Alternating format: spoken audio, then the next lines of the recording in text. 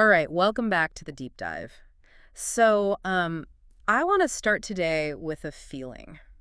A feeling that I think probably everyone listening has had, maybe even in the last week or so. Okay, I'm listening. It's that feeling you get when you're watching some big public argument unfold. It could be about anything, really. Sports, gender, politics, who should get a job. Yeah, yeah. Online, at the dinner table, it's everywhere. Exactly. And you Mm. get this sense that the two sides aren't just disagreeing on the facts. It feels like they're speaking completely different languages. It's the classic ships passing in the night Yeah. phenomenon. It's like they're operating on different planes of reality. They really are. And our source material for today argues that when you really drill down into almost any of these arguments, you find a single hidden fault line. A kind of tectonic plate in our culture. That's a perfect way to put it. It's this massive, grinding clash between biology and social identity. It is the single most active seismic zone in culture right now.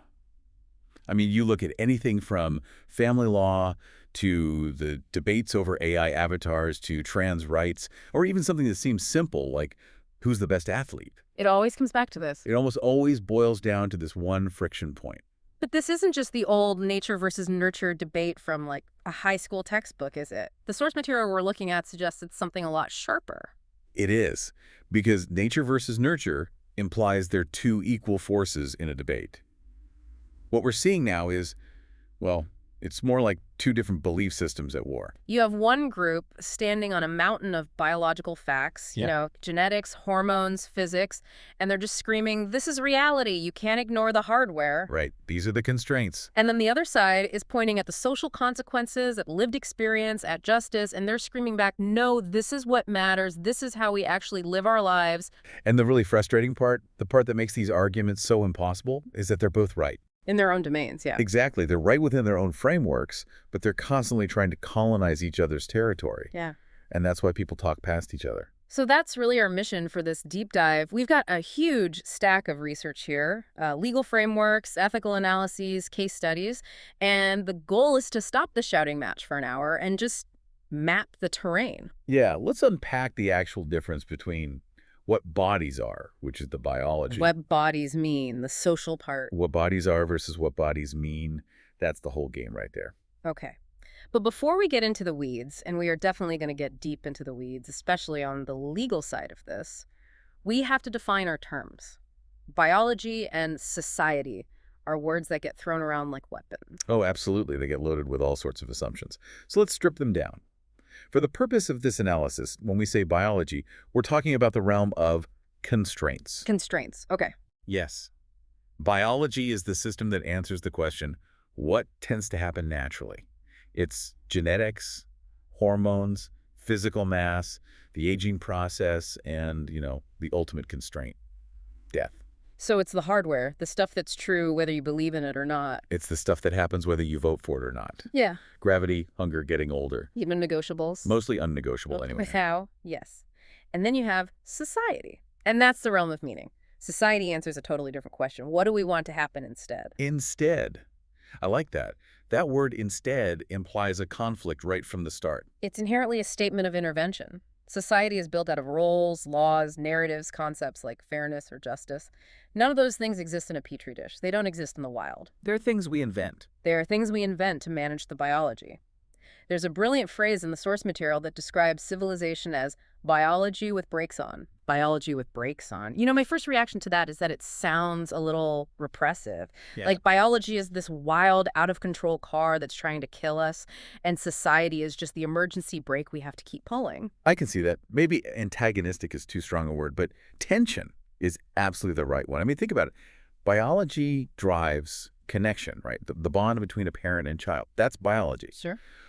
But biology also drives dominance. It drives in-group tribalism. It drives take what you can carry. If you take the social breaks off, if you remove all the laws, the norms, the politeness, you don't get some beautiful natural utopia. You get chaos. You get a jungle. You get a jungle. So society isn't just a set of arbitrary rules we made up for fun. It's a survival mechanism against our own hardware. That's a fascinating way to frame it. So a law against theft isn't just about protecting property. It's about putting the brakes on the biological impulse to just take things. Precisely. Society says, okay, you have that raw impulse to punch the guy who stole your food. That's biology. But we're going to build this entire abstract structure called the law so you don't act on it. Because if everyone acts on that impulse? The whole system collapses. Society creates responsibility where biology only creates drive. That's the fundamental split. Okay, I think I'm with you. It's the difference between what we can do physically and what we agree we should do collectively. You've got it. That's the core tension. So to get more concrete, the source material breaks all of this down into what it calls the 10 core pairings. And these are basically the specific battlegrounds where biological reality and social reality they crash into each other on a daily basis. Right? These are the places where the fault line is most visible. Exactly. And I want to walk through a few of these because I think they explain so much of our daily stress and confusion. Let's start with the biggest one of all, family. Family. It's fascinating because we use that one single word for two completely different things. Yeah. And we almost never stop to specify which one we mean. Okay, break it down. What are the two? Well, you have the biological family. Mm. That's shared genetics. It's lineage. It's DNA. It's a historical fact that cannot be retroactively changed. Right. You can't divorce your DNA no matter how much you might want to sometimes. You cannot. But then you have the social family. Mm. And that's all about chosen bonds. It's care, obligation, emotional kinship. It's the found family that people talk about. It's who shows up. And we get into trouble because we conflate them constantly. I mean, the classic example is the step-parent dilemma. Oh, is the perfect laboratory for this conflict. You've got a stepdad who's been there since the kid was 2. He changed the diapers, he paid for college, he sat through the bad recitals, he dried the tears after the first breakup. He is, for all intents and purposes, the social parent. He has done the labor of parenting, the verb. Exactly. And then 20 years later, the biological father, who hasn't been seen since the divorce, shows up for the wedding. He shares the DNA. He is the biological parent who gets to walk the bride down the aisle. That is the fault line in a tuxedo. It's a perfect earthquake. Yeah. Because the biological argument is powerful. It says, he is the father. It's in the blood. It feels almost sacred to some people. There is this kind of mystical reverence for the blood tie. There is. We call it blood obligation. There's a very deep biological pressure. But the social argument is just as powerful. It says, he's a genetic stranger. The stepdad earned this role through 2 decades of action. So how does the source material resolve this? Or does it? It resolves it by making a crucial distinction. It separates the genetic contributor, the sperm or egg donor essentially, from the social parent. And the key insight, the big takeaway is this. Parenting is biologically possible for almost anyone with functioning parts. But the title of parent. The title of parent is socially earned. It's a job title. It's a role you audition for every single day. It is not just a biological state. So when we confuse the two, when we assume that shared DNA automatically grants you social authority or emotional access. That's where the trauma comes from. That's the root of the "but she's your mother" argument that gets used to excuse all sorts of bad behavior. Oof, yeah, that phrase. It's the ultimate biological trump card used to win a social argument. It's someone using a biological fact, she gave birth to you, to demand social compliance. So you must forgive her for being abusive. But if you separate them, you can set boundaries. Exactly. You can acknowledge the biology, yes, you are my genetic mother, without granting the social authority, but you do not get to run my life or demand my forgiveness. It gives you the language to protect yourself. Okay, let's pivot from the home to the office. Another pairing that I think is even more invisible, but it governs our work lives. Hierarchy and status. Ah, yes. This is where our ancient lizard brains and our modern LinkedIn profiles get into a fistfight every single day. Chuckles. That's a great image. I can feel that fistfight in most meetings I'm in. It's real, though. Look at biological dominance. In the animal kingdom, or even on a human playground, dominance is pretty simple. It's based on size, strength, aggression, maybe a deep voice. The silverback gorilla model. The one who can physically intimidate the others is the one who leads the troop. Right. If we were a troop of chimps, the biggest, loudest guy in the room gets the banana. End of story. But we don't live in a troop of chimps. We live in a society. Exactly. And social status is based on a completely different set of metrics. It's based on wealth, titles, influence, networks, proven competence. So modern civilization creates this fascinating and deeply weird paradox where a physically weak person can socially outrank a biologically stronger person. The classic example being the CEO and their bodyguard. It's the perfect example. You imagine a tech billionaire, maybe he's 5'6", never lifted a weight in his life, physically completely unimposing, Right. and he hires a bodyguard who is 6'5", 250 pounds of muscle, a former special forces operator who could, snap the CEO in half like a twig. Biologically, the bodyguard is the alpha. No Mhm. question. In the jungle, the bodyguard eats the CEO for lunch Mm. in a heartbeat.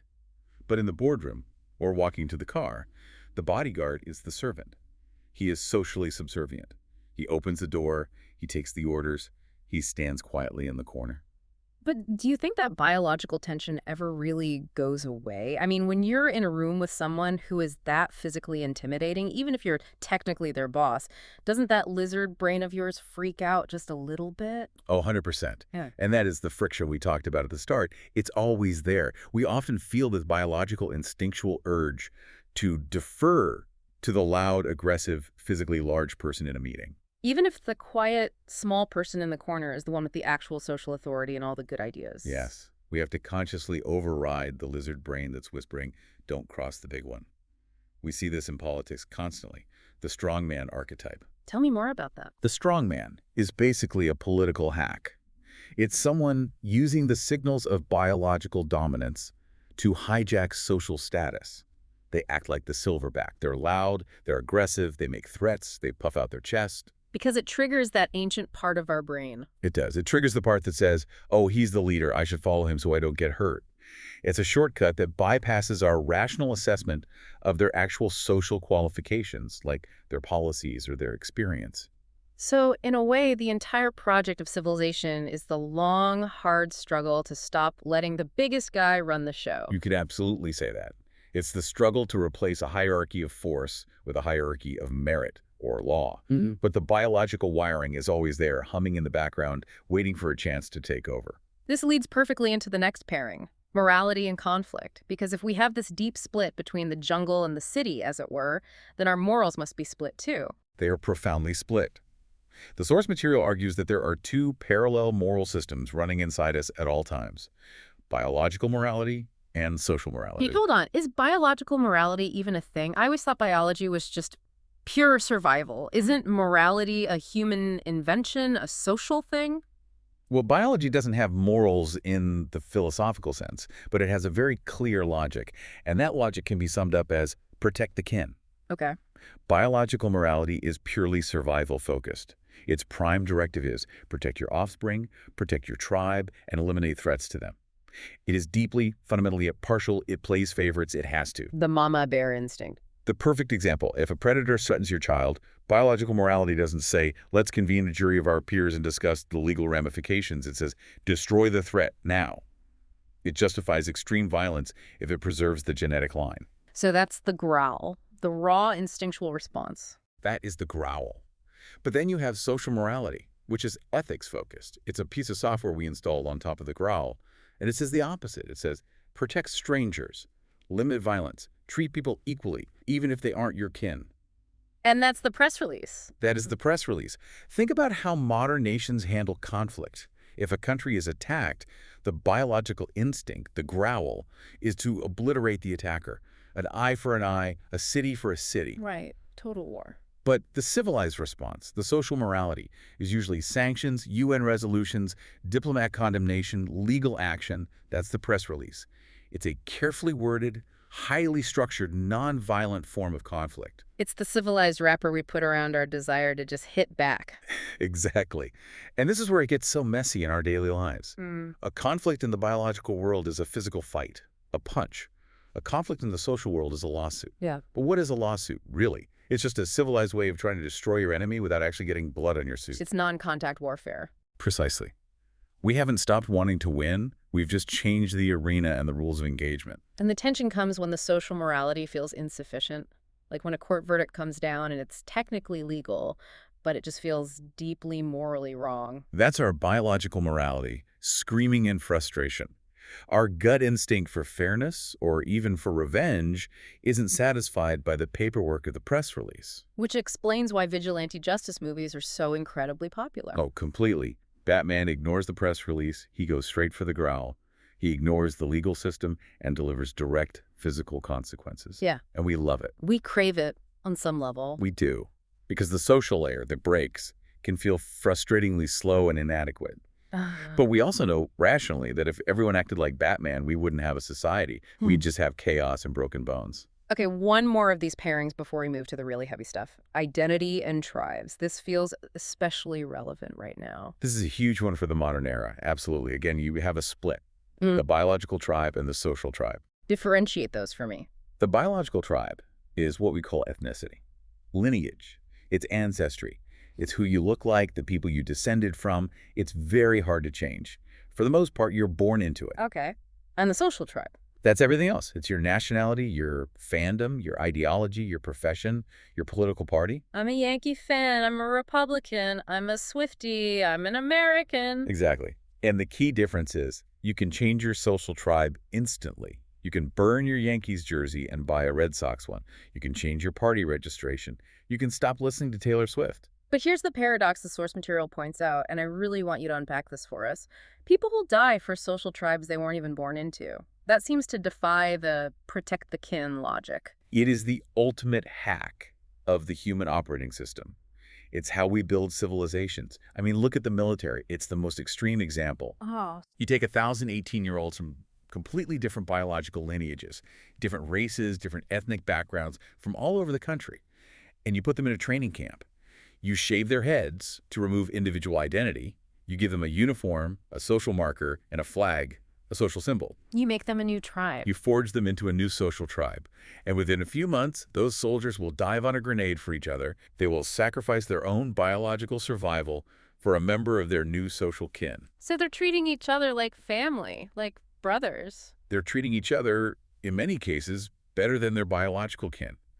The social bond, the abstract idea of unit cohesion, or for my country, completely overrides the fundamental biological survival instinct. That is. It's both incredibly inspiring and incredibly dangerous at the same time. It is the source of all large-scale cooperation and all large-scale war. Biology can't organize 1 million people to build a pyramid or go to the moon. Biology stops at the family or the small village. Only a story, a shared social narrative, can get 1 million strangers to work together. Okay, so we've established the landscape. Biology is the hardware. Society is the software we're running on top of it. But sometimes the software starts glitching precisely because of what the hardware is. The source calls these high baggage attributes. Right, and this is a really useful concept. This is where a piece of biological information stops being neutral data. Yeah, there's the quote here I want to read. It says, "Baggage accumulates where explanation becomes excuse." What does that mean in practical terms? It means that some biological facts carry a heavy, heavy load of social history and assumptions.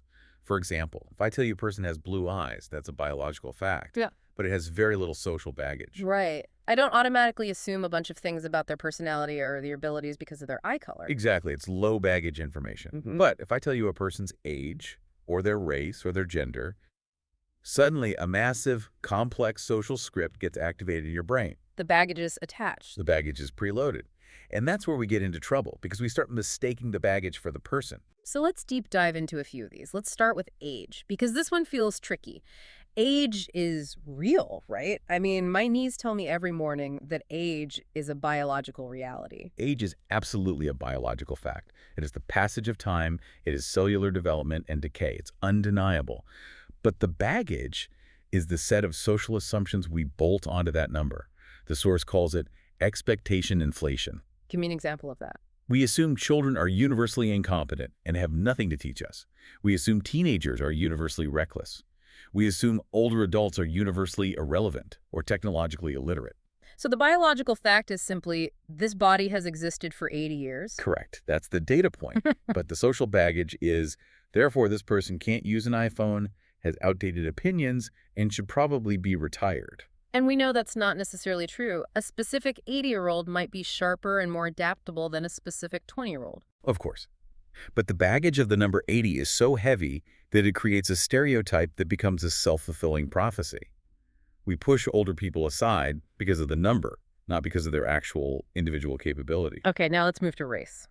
This one has maybe the most baggage of all. The source is something I found really insightful here. On race, the biology is thin, but the social reality is thick. This is such a crucial point to understand.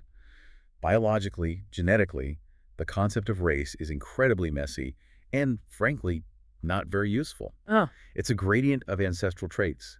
There is no single gene for black or white. it's not a hard line in the DNA. Not at all. It's all spectrums of melanin and geographic features. In fact, the genetic difference between two people from the same so-called race, say two people from different parts of Europe, can be much wider than the genetic difference between a European and an Asian person. So the biology is a whisper. It's a whisper. But the society, the social construct, the society is a deafening scream. The thick reality of race is the centuries of laws, slavery, redlining, segregation, culture, and conflict that we have built. We have spent 400 years building a massive, towering social castle on top of that thin, shifting biological sand. So when people say race is a social construct, they're not saying that physical differences don't exist. No, of course not. Huh. They're not denying that someone has dark skin. They're saying that the enormous meaning we have attached to that dark skin, the danger, the assumptions, the history, is the constructed part. The consequences are constructed, even if the biology is just a minor variation. And the real danger is when people try to reverse it, when they try to use the thin biology to justify the thick social hierarchy. That's the core of scientific racism.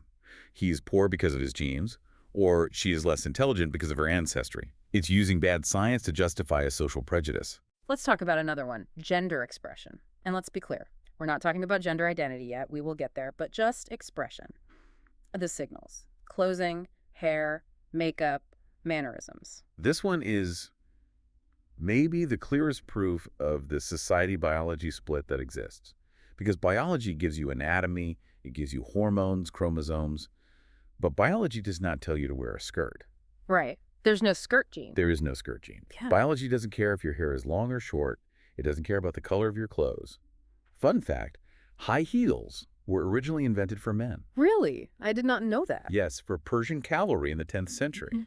It helped them keep their feet in the stirrups. Now, if a man wears high heels to a board meeting today, it's a social scandal. Not because his biology changed, but because the social coding of the object completely flipped. The social meaning is all that changed. So when people have a very strong, visceral, negative reaction to, say, a man in a dress, they might think they're defending some ancient biological truth. But they're not. They're not. They are defending a fashion rule book that's maybe 50 years old. They're defending a social script that helps them categorize the world quickly. We like our categories neat. Man equals pants equals provider. Woman equals skirt equals nurturer. Exactly. And when you mix those signals, it creates cognitive dissonance. It forces people to think, and people don't like to think any more than they have to. The baggage is heavy because we use those signals as a shortcut to predict a person's role, and sometimes whether they're a threat. Okay, this brings us to the part of the deep dive where things get legally and ethically, well, explosive. This is where the rubber meets the road. The legal framework. We've established that biology and society are different systems, but now we have to talk about what happens when people try to formally, legally cross the lines between categories. And this gets to the central question. It's the question that is fueling basically every culture war argument right now, and the source asks it directly. Why is it generally considered okay for a biological male to identify as female, transgender, but it is not considered okay for a 40-year-old to identify as 15, trans age, or for a white person to identify as black, transracial? It's the question that trips everyone up, because on the surface, it seems inconsistent. If identity is an internal, deeply felt sense of self, why do we validate one of those feelings and legally forbid the other two? Right. If it's all about sincerity, it doesn't make sense. And the source argues that the answer has nothing to do with feelings or sincerity at all. Zero. The law is incredibly unsentimental. The law does not ask, is this person sincere in their heart? You could genuinely 100% believe you are a 15-year-old. You could pass a polygraph test on it.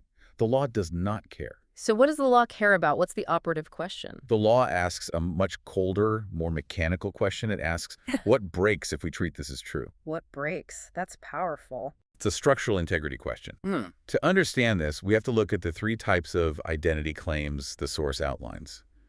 Type A is the internal claim. Okay. This is how I see myself. My religion, my intergender identity, my sense of myself as an artist. The law generally says, great. Believe whatever you want inside your own head. That's protected expression. Freedom of thought, First Amendment stuff. Right. Then you have type B, which is status. This is treat me as a doctor, treat me as a citizen, treat me as a college graduate. For those, you need credentials. You need proof, a diploma, a passport. Exactly. You have to earn the status. But then there's type C, and this is the critical one.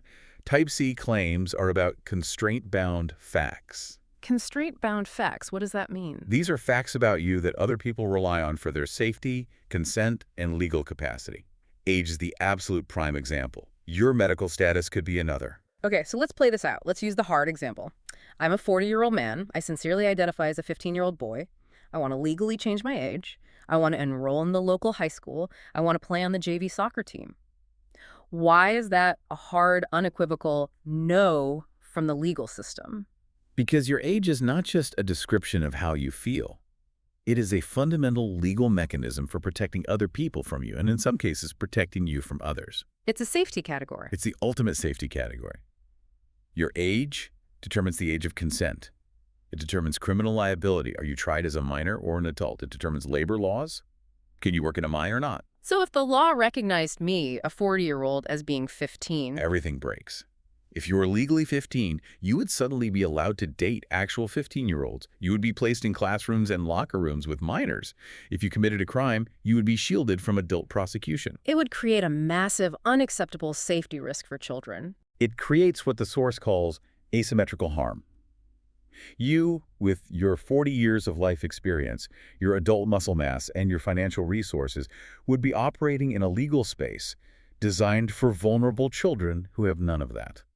The law's first job is to prevent that. So it's not about invalidating my internal feeling that I'm 15. It's about preventing my power from being used to crush someone with less power. Precisely. The potential harm is irreversible. You cannot undo the abuse of a minor. And because the risk is so catastrophic, the law draws a hard, bright line and says, no, this constraint is not negotiable. Okay, that makes a lot of sense for age. It's a clear-cut safety issue. Now, let's tackle the other third rail, transracial identity. Why can't a white person who, say, grew up in a predominantly black neighborhood, feels culturally black, and genuinely identifies with the struggle simply identify as black? This is a different kind of problem from age, but the legal and ethical logic of harm still applies. It's just a different kind of harm. It's not about immediate physical safety. No. It's about history and resources. As we discussed, race is socially thick. It is tied to a specific multi-generational history of oppression, slavery, and discrimination. And, crucially, it's tied to a specific allocation of remedial resources designed to address that history. Remedial resources. You're talking about things like affirmative action, certain scholarships, grants for minority-owned businesses. Exactly. Society has decided, however imperfectly, that it needs to try to repair that historical harm. To do that, we designate certain resources for the group that was harmed. Okay. If you allow someone who did not experience that multi-generational history, someone who did not walk through the world with the social baggage of that race, to claim the identity and access those resources, they are essentially, well, the common term is stealing valor. They're taking the benefits without having paid the historical or social tax. Correct. And unlike some other identity claims, this is often a zero-sum game. If a white person takes a scholarship that was specifically set aside for a black student, that specific black student loses that opportunity. There is a direct material harm to a member of the protected group. Okay, so now, bring it all home. Using this logic of what breaks and who is harmed, explain why gender transition passes the legal test where the others fail. Right, so let's apply the test. When a biological male transitions to live as a woman, legally and socially, what breaks in the system? Well, some people would argue that traditional values break, or that their personal comfort breaks. Sure, feelings might get hurt, traditions get rattled. But we're talking about the legal mechanics of society. Does a trans woman, by becoming a woman, suddenly gain access to a legally protected class of minors like the trans-age person would? No, she's still an adult. Does she erase her past legal accountability? If she committed a crime as a man, can she escape that by becoming a woman? No, her legal record follows her. Right. Now, the contentious question, does she take a limited resource away from cisgender women the way the transracial person might? This is where the sports debate comes in, which is a whole other can of worms. It is, and that's the big exception where this gets complicated. Because sports introduces a biological constraint, muscle mass, bone density, into what is otherwise a social category. That's why it's such a hot-button issue. But outside of elite sports, in broad civil society. In broad civil society, a trans woman existing doesn't stop a cis woman from getting a job, or voting, or getting a driver's license. For the most part, it's not a zero-sum game. The argument is that her transition primarily affects her. It improves her mental health, it aligns her social presentation with her internal identity. And it generally doesn't create asymmetrical power over other vulnerable groups. That's the core of the legal argument. The potential for harm to others is seen as low, while the potential for harm to the individual if they don't transition, in terms of mental health, is seen as very high. So this whole framework boils down to what the source calls the reliance test. The reliance test is the golden rule that explains all of this. It asks one simple question. Is anyone else in society, legally or physically, relying on this fact about you for their safety, rights, or consent? If the answer is no, you have a lot of freedom to change it. If the answer is yes, the law steps in to protect that reliance. Exactly. No one is relying on your gender for their legal safety in a casual interaction. But parents are absolutely relying on the verified age of a teacher for their child's safety. A bank is relying on your verified identity for the security of a loan. It's all about intent versus consequence. You might not intend to cause any harm by identifying as 15, but if the consequence is that the entire child protection system breaks, your intent is irrelevant. The law has to be risk-averse. It doesn't care about the state of your soul. It cares about the plumbing of society not exploding. This is a perfect transition into a place where all these rules get much, much fuzzier: the internet. Because online, we play with identity constantly. I mean, my Twitter feed is half people pretending to be anime characters. Cartoon dogs. Or just an egg. Or an egg. And no one thinks that's fraud. So the source makes a really helpful distinction here between identity, role, and representation. This feels critical for navigating the digital age. It's absolutely crucial. Let's break them down. Identity is the persistent internal sense of who I am. Role is contextual. It's who I am here in this specific situation, like your job persona. Right. And representation is purely symbolic. It's what I look like here, my avatar. The source uses the example of a username like DragonSlayer99. Right. If you log into World of Warcraft and your character is a 7-foot-tall green orc named DragonSlayer99, are you lying? Are you committing fraud? No, of course not. But why not? You aren't actually an orc. You haven't slain any dragons. Because the context of the game makes it clear that it's fiction. Everyone understands the rules. It's play. Exactly. It is what the source calls explicit representation. No one is relying on your orc biology being real. No one is going to ask you to lift a heavy sofa in the real world because you look strong in the game. So the reliance is zero, which means the freedom is total. Zero reliance means total freedom. In a space of explicit representation, you can be anything. A dragon, a spaceship, a different gender, an abstract concept. It's all fine because the stakes are zero. But then AI comes along, and AI is starting to blur that clean line between play and deception. This is the AI dilemma. The source breaks our use of this stuff down into 3 modes. Mode 1 is expressive. This is you fixing the lighting on your Zoom call or choosing a flattering photo for your LinkedIn profile. Which everyone does. We all curate our image. We want to look good. And it's an accepted social contract. Everyone expects a little curation. It's not deception. Mode 2 is symbolic. This is the orc avatar, total fantasy. Also fine because the context is explicit. But then we get to mode 3, deceptive. And this is where it gets ethically tricky. Give me a concrete example of mode 3. Okay. You're setting up a profile on a dating app. You use an AI image generator to create your photos. But you get a prompt. Show me, but make me look 20 years younger, 3 inches taller, and with a stronger jawline. And then you agree to meet someone for a coffee based on that photo. And you show up to the date.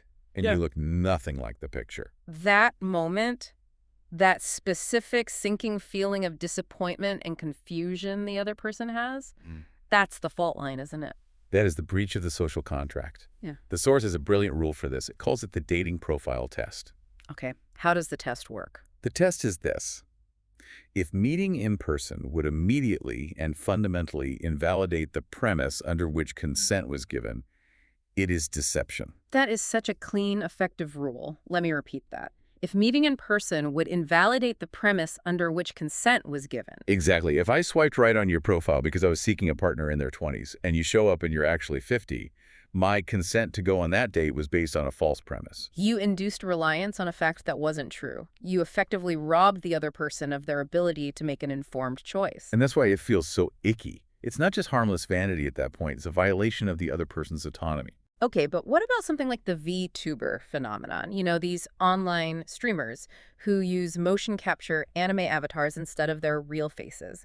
Some of them have huge followings and form what feel like real relationships with their audience. Is that deception by this test? That's a great question. There's a gray area, but generally the source would argue, no, it's not deception. Why not?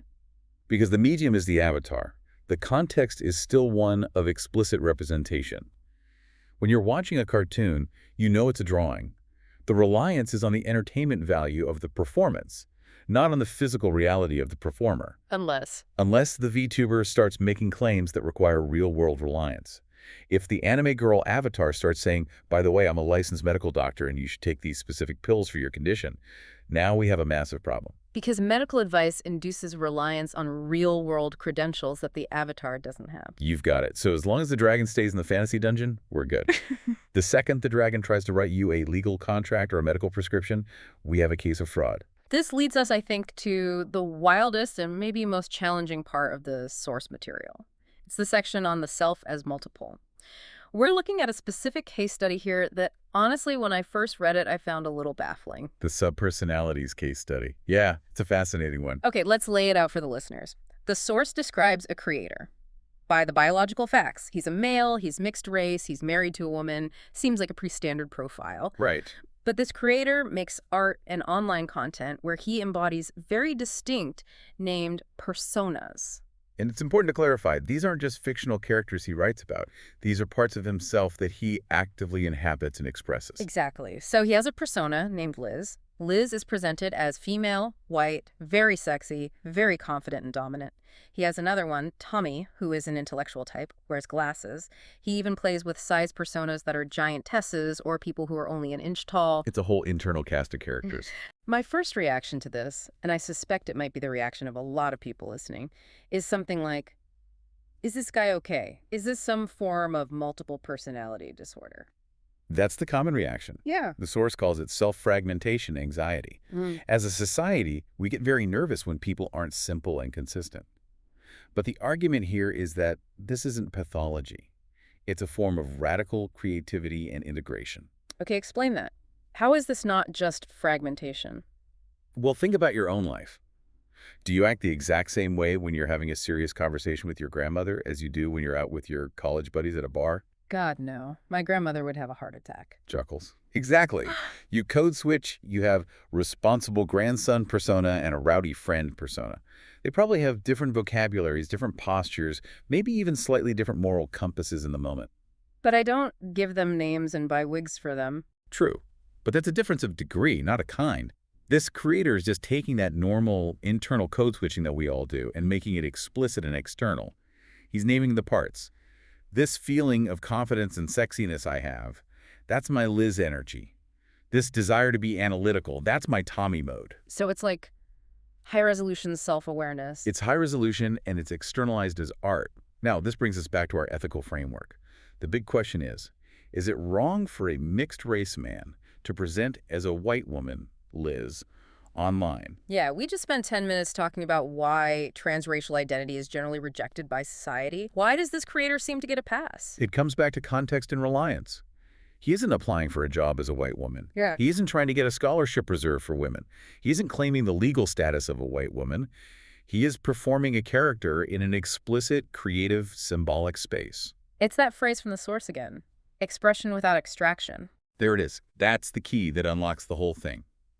He is expressing an internal feeling or an imaginative idea, but he is not extracting resources, legal rights, or social status from the real world based on that expression. So he's not stealing valor, he's just putting on a costume in a theatrical sense. He's imagining a body and a perspective he doesn't physically inhabit. Fiction writers do this every single day. We don't accuse Stephen King of fraud when he writes from the perspective of a woman or a child or a murderer or even a dog. We call him a storyteller. This is just a different form of storytelling. But the Liz persona specifically, a man performing a sexy woman, That's going to hit a nerve for some people. It can feel like mockery or even a form of objectification. And that's a legitimate concern. This is the feminist friction point in the analysis. Yeah. A sex-negative feminist viewpoint might look at this and say, he is reducing the complex reality of womanhood to a set of sexy tropes. He's wearing womanhood like a skin suit for his own gratification. Which, when you phrase it like that, sounds really creepy. It does. But a sex-positive feminist view, and this is the view the source material seems to lean toward, would ask a different set of questions. It would say, look at the character herself. Is Liz portrayed as a victim? Is she weak or passive? Or does she have agency? And in this case study, Liz is described as dominant and confident. Exactly. He's not playing a helpless bimbo stereotype. And just as importantly, he isn't speaking over women. He isn't going to a feminist rally, grabbing the microphone and saying, as a woman named Liz, I think you should all. He's staying in his lane, which is the lane of art and creative expression. It's the critical difference between speaking for a group and imagining as an individual. Speaking for is a claim to authority over a group's experience. Imagining as is an act of empathy or play. As long as you don't confuse the two, it's generally considered ethically sound. I want to touch on the transparency aspect of this whole thing, because this creator is apparently very open about it. He says, I'm a man, and here is my female persona. He doesn't try to hide the reality. And that transparency is, paradoxically, what makes it socially costly for him. How so? You'd think hiding it would be worse. Wouldn't that be catfishing? Hiding it would be deceptive if you were trying to induce reliance, yes, but being open about it, that violates a deep, unspoken social rule, the rule of social legibility. Legibility, Yeah. as in easy to read. Yes. Society wants you to be a simple shape. He is a man, she is a mother, he is a doctor. When you come along and say, I am a man who is married to a woman, but who sometimes becomes a female persona named Liz, but I'm still a man, you become a complex, multifaceted shape. You become hard to categorize. That hurts the brain to process. It increases the cognitive load on your audience, and people on a subconscious level resent that. We often mistake opacity, hiding your inner weirdness and complexity, for politeness. Wow. We think just be normal so I don't have to think about you too hard. That's a huge part of social pressure. It's profound, isn't it? We say we want people to be real and authentic, but what we often actually mean is we want them to be consistent and predictable. That's the paradox of trust the source mentions. Right. A moderate amount of transparency builds trust, admitting you made a mistake. Yeah. But radical transparency, showing all your contradictory inner parts to the world, can actually erode trust because the person seems unplaceable or unstable to an outside observer. So the practical advice here isn't just be yourself and let it all hang out. No. The strategic advice is know your audience and manage your legibility. The ethical rule is different. Ethically, you don't owe the world your inner map, but you do owe them not to mislead them where the stakes are high. Where the stakes are high, that phrase just keeps coming back as the anchor for this whole discussion. It has to be the anchor, otherwise you're lost. Okay, I want to try and zoom out now and synthesize all of this. We've covered a massive amount of ground, from step-parents to trans rights to AI avatars to these subpersonalities. It's a very wide landscape, for sure. But there is a single consistent thread running through it all. And that thread seems to be this constant, difficult negotiation between the hardware of biology and the software of society. That's it. Biology answers the question, what naturally happens? And society answers the question, what do we want to happen instead? And almost all of our cultural conflict comes from messing up that relationship. It's when we try to ignore the hardware completely, or when we try to pretend our preferred software is the hardware. That's a perfect summary. The source identifies two key fallacies. The first is the naturalistic fallacy. That's treating biology as a moral command. Because men are, on average, physically stronger, they should be in charge. Right. It does not equal ought. Exactly. And the second is what you could call the social construction fallacy. That's treating social desires as if they can overwrite biological facts. I can identify my way out of the process of aging. Both of those are dead ends. Both lead to disaster, either social or personal. The healthy, functional path is always in the middle. It's about acknowledging the constraint, but then consciously designing the meaning around it. Designing the brakes. Designing the brakes. You recognize that humans have violent impulses, biology, but you build a robust legal system that prevents most of them, society. Yeah. You recognize that you will age and die, biology, but you build a culture that values wisdom and elderhood and legacy, society. And in this contested realm of identity. You recognize that you have a physical body that other people rely on for their safety and for consent, biology. Right. But within that fundamental safety container, you allow for infinite, boundless play, expression, and creativity, society. Expression without extraction. That is the bumper sticker for the whole deep dive. You can play anything. You can express anything, but you cannot redefine the constraints that exist to protect other people. It feels like a very adult way of looking at the world. It's not the teenager's cry of do whatever you want, and it's not the authoritarian's command of do what you're told. It's do what is honest. Honest about the risks, honest about the reliance. If you can be honest about those two things, you can be a dragon or a woman or a giantess or, just a guy with a deep dive. Frogs chuckles. I think I'll stick to being the guy with the deep dive for now. Probably the safest option. I want to leave our listeners with one final provocative thought.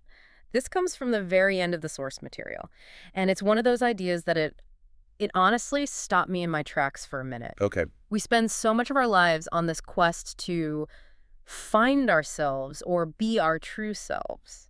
The quest for authenticity. It's the central project of modern life. It is, and we have this underlying assumption that our true self is this solid, singular, consistent diamond that's buried somewhere deep inside us. And if we just dig enough, we'll find it. Right, the authentic core. But the source suggests, what if that's not true? What if there is no diamond? The source suggests that the actual raw biological and psychological reality of a human being is fundamentally incoherent.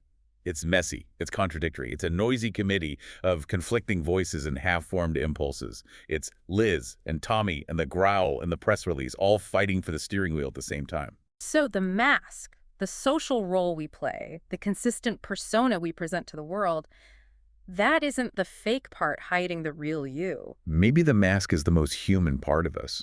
Maybe the consistent self isn't something we find, but something we build.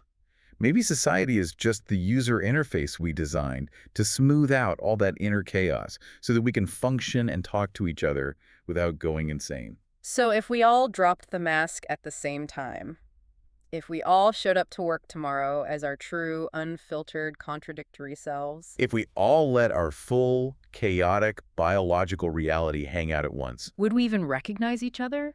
Or would it just be terrifying noise? I think it would be absolutely terrifying. And I think we'd all start frantically building new masks again within 5 minutes. Because we need the software. We need the brakes. That is definitely something to chew on while you're stuck in traffic today. Biology is the engine, but thank God for the brakes. Thanks for diving deep with us. Always a pleasure. We'll see you next time.